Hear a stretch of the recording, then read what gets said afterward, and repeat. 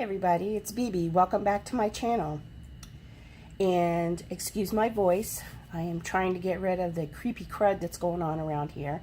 And I wanted to show you just a couple real quick projects that I've been working on. Both of these are two separate SVG files, and they are from svgcuts.com. I've had the files for over a year at least. But this one is for my son-in-law. And I used Authentique paper, and as you can see, it's a 6-pack. So if you don't drink iced tea, lemonade, whatever floats your boat, literally. And it folds down.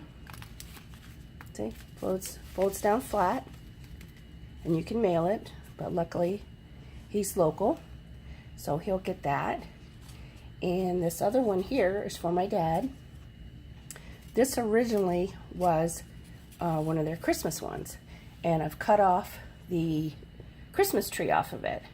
And my dad makes handcrafted lures in his retirement, and it's Old Bill's lures, so I thought I'd make Old Bill a truck.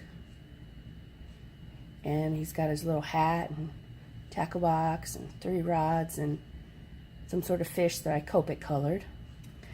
And normally this only has one insert, but I put an extra one because I made the truck a little bit wider. And this is the front of it.